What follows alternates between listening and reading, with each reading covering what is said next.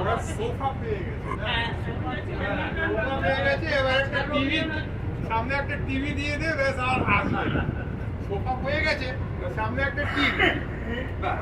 রিতা যে কি করে চলে, লিলি এখানে কি করে চলে এলো কে জানে, জায়গা পায়নি বলে। সামনের ওই জায়গাটা কিন্তু